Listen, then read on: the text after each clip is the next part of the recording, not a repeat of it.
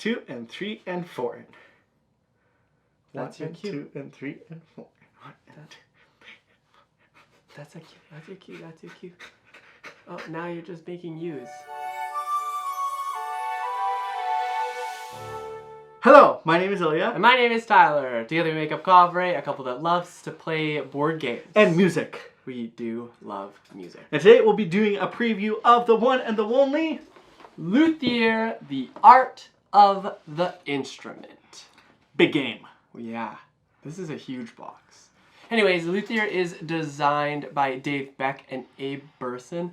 The art is done by Vincent Dutrait, and it's published by Paberson Games, who helped sponsor this video. Now in this game you'll be working as a luthier, which repairs and fine-tunes instruments. Now you'll do this so that musicians can perform and become first chairs, and you can get that reputation as the best luthier of the modern age. Of the classical age. Yeah. Of the age that this game's theme is in. Exactly. With that said, let's give you a quick overview of how to play. Please note that this is a prototype and everything you see may be subject to change.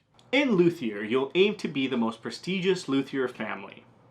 You'll earn prestige by making new instruments on your workbench, performing music, repairing instruments, working to achieve personal goals, claiming public rewards, and competing for those first chair positions. This game takes place over 6 rounds and is played in 2 separate phases. Now at the start of each round, the patrons' patience cubes are advanced and you'll receive gifts from your patrons. You'll also prepare any instruments you wish to work on for the round.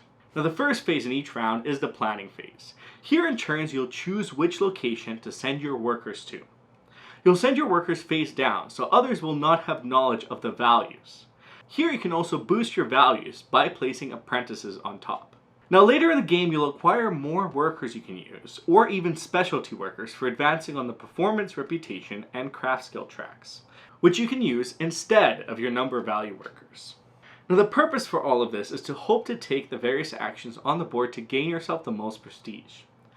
Now this includes going to the guild to obtain new plans to craft instruments, the repair section to fix, refinish, or repair instruments to showcase your skills, the perform section to demonstrate the skill in your instruments, or the salon to attract new patrons, which are essentially provide you goals to achieve so they can give you ongoing bonuses in the game and support you.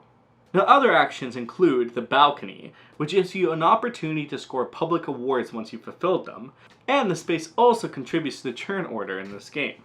Lastly, on your own workbench, you'll be able to place your workers to either take the roughing or finishing actions, which is how you'll craft instruments, fulfill the patron's requirements, and take control of the coveted first chair role in the orchestra. Now, of course, each location has secondary actions you can take if you cannot take the action in the space, as priority and order may change your plans. This will include gaining resources, inspiration, or apprentices. And there'll be a skill bonus in these sections as well if you place a worker of the required value. This is where apprentices are particularly helpful. Now once everyone has placed all of their workers on the board, which is the planning phase, the resolution phase begins. Here, starting with the first player, you'll take turns choosing a location to resolve. Now you don't need to be in the location to resolve it. All locations we've just discussed are eligible for your choice, along with a market location, where you'll be able to buy or trade resources once a round. Now these values change, so the market does look different round to round. And once you've taken the market location action, you'll move your marker to the right, as you'll not be able to do it again this round. Now how does resolution work? Let's take a look at an example. Say I chose to resolve the repair section. I'll take all the chips, drop them into the resolution board, placing the first place on the very left, and moving towards the right, sorting by player color. Once placed, I'll evaluate the values. Higher values will be adjusted to the left, and will have priority. Any ties are broken by whoever placed in the section first. Now once priority is set, you'll resolve the action having each player take the main or alternate action in the priority order. You'll also obtain the skill bonus if you're eligible here. Now with cards, you'll notice the first couple of spaces are free. However, cards taken from these spaces cost additional coins and or inspiration. As you can see, priority has quite a significant influence in the game, and order activation matters even more. Now you'll take turns activating various locations for everybody until all locations have been resolved. Now, important thing to note here is that cards are not replaced until the start of the next round, and each location may only be activated once. Your general goal is to gain prestige, and the best way to do this is to support your patrons, which means crafting and repairing instruments or performing specific styles of music. You need to do all of this before your patrons loses patience, and in turn, they'll give you a lifetime ability. Throughout all of this as well, you'll be competing for first chair. You'll place your first chair tokens when completing instruments, or you'll battle for influence as you repair and perform. Now you'll keep playing until the 6th round comes to an end. Here you'll score additional prestige based on your first chair positions, end game patron bonuses, instruments on your finishing bench, which are worth half the points, personal goals, specialty workers, and finally a few prestige for leftover inspiration, money, materials, and apprentices. 1 prestige for every 10. You'll add up the prestige, and the player with the most wins. Now that we've got an overview of how Luthier works, let's dive into some of the highlights that we wanted to feature to help make your decision on whether or not you wanted to check this game out. Now, the obvious, the theme and the art. Oh my goodness. Vincent Dutrait has spoiled us immensely. Yes, as he typically does. As he typically does. But I think just seeing like every single little detail in this game is just polished. And where there's space to really embellish something, it is done. I particularly love the little player sorter board. Oh yeah, like the action sequence board. Yeah, I don't know why, but like the fact that it looks like it's 3D, but it's not 3D, and it just... It does stand out. Yeah, there are certain things, especially about this game, that like go really well together. There's something about music games that always like the art typically just like bounces, and yeah, that's really it. I think has a big thing to do with it as well. Well, and of course the table presence. Like this game takes a big amount of table space, but it's just gorgeous. Like the different instrument cards, the cards really making the board shine, your own player boards, the patrons that come and visit you. There's so many different elements that really invite you into the game. And it is pretty wild. On the Kickstarter page, they have a monstrous playmat. Oh, I'm pretty sure, if I remember correctly, I may be wrong. You'll have to double check what I'm saying. But I think when I was reading, the height of the board is actually as tall as I am. No way. Of the playmat. No way. It may be, we'll put an errata if I'm incorrect, but I think it's pretty close. No way. That's how big it is. Wow. No way. But that's a lot of art. That is a lot of art. Oh my goodness. Anyways, if we're gonna talk about this a little bit more, the theme really does bounce out. Not many games are you playing a luthier, so like I had no idea what that was to begin with. Learning more about like how a luthier does their work and is involved in like that entire process. They're very important for like the whole like performance to continue going, and it's important to like have all of those aspects going on. So it's neat to see that you're taking the role as a family that runs a business that does this, and then jumping into like how everything connects into the game is really interesting. Like Ilya said, you work with patrons, you're going to be repairing specific instruments, and then you're going to be making sure that certain musicians get their spots in like their first chair in different areas. So it's cool to see it all come together. It's really fun to compete for first chair. For any of those band nerds or orchestra nerds out there, first chair is where it's at. I had first chair for quite a bit, but then it got stolen. Subtle brag. It got stolen a couple of times, so it was a fierce competition. Now, that flows quite smoothly into our second point, which is the complexity of this game. Yeah. Now, this is a complex game. There's a lot going on. It takes a while to play, but there's a lot of elements that really make it friendly to walk into. First of all, there is a rehearsal. Which is basically, it guides everyone through their actions for the first few turns, or I think for the first round. First round, at least. And it showcases all the various elements of the game. So you see how those actions... If you're familiar with the Wingspan Quick Start Guide, it's similar to that, and it's really friendly because you do get to see how the game works. Now the other element, and I think this is a must for complex games, in my opinion, is the complex games that I enjoy and I think that really shine are games where the theme really integrates with what you're doing. Yes. And this game is certainly that. Everything you're doing, it makes sense towards what your goal is. So it decreases the complexity in your mind a little bit because of that. Yeah, 100%. I think when games do exactly that, the theme integration with the complexity of the game, it makes it easier to play. And then you get through this like 2-3 hour game where it doesn't feel as long, or you feel like you did a good job, even like the first playthrough, just because like you were able to decide what action you needed to do, just because like, oh, I need another instrument. Instead of, oh, I need to go here so I can get this to do that, you can just kind of latch it onto the theme. Well, especially as you get more bonuses too, and your patrons give you bonuses too. There's more. It's also one of those games that even if you mess up, you still get stuff. That's and true. It feels yeah, good too. Like Push it's not forward, as punishing. Where the punishing aspect really comes in is the decision space in this game. That is super true. It's really interesting in this game to be able to, number one, on your turn, just decide where you're going to go and decide like how powerful that action for you will be. Because you have different like varying numbers. Like, I mean, the first you start out with like 1, 3, and 5, I believe it is. And deciding where you place those, including your assistance in that, is really, really interesting, because you have to ask yourself, like, if I go here, who else might go there? And will I be able to be the first person to go? Because nothing on the board refills until the end of the round. And that's really key, because you might lose out on something that would help you, like, optimally push your strategy forward. Then the other thing, of course, is the way that you activate actions is really interesting. I, on my turn, can choose to activate whatever is still available. I don't even have to be there. So you can kind of like tinker with what's going on in your game, and it might negatively impact the other players. So you kind of have to like decide if it's worth like activating something that you believe you'll definitely win, or if you'll activate something that is not necessarily going to impact you because of what's going on in the game. Yeah, I feel like this is a really innovative aspect of the game. A lot of the games, you typically follow a sequence of all the different areas, what you're going to do within each of the areas. But here you have that control. So there is a time where I can see that Tyler is planning to go to the market to get something so he can get a resource here.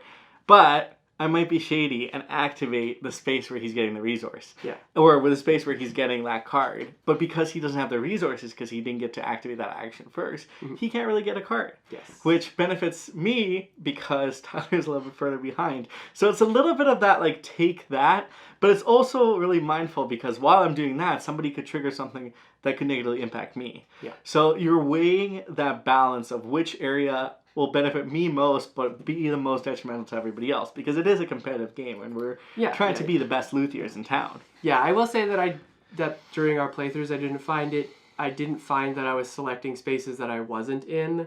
I was more interested in activating spaces that I was involved in, but the timing of that, like the first action in the round for me, might be easier for me to do exactly what I want if I'm, I don't know, accepting or taking a new patron into my shop.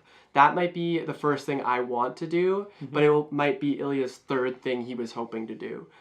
So by throwing that off, Ilya might not have the resources to get the patron that he was hoping to get, and now he has to decide to get like one of the cheaper patrons. It's also a mechanic that keeps everyone at the edge of their seats. It's not one of those games where you're going to wait and be like, okay, I'll get to my turn and I'll do this. Every single action matters, and it impacts everybody. So it's really interesting to see how the game progresses, and because you really drive that progression. Yes. Yep. Now, on to our next point is some of the different mechanics in this game. What can you expect to see mechanically? Yeah, so because this game is quite complex, you can expect to see a number of different mechanics. We've kind of already hinted at some of them, but one of the biggest ones that you'll notice is this worker placement aspect. Or bidding almost, too. It's almost bidding, yeah.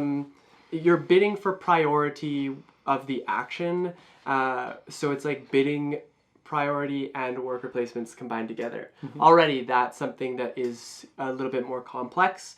And then the other thing that you can expect to look at is like an economy resource management thing.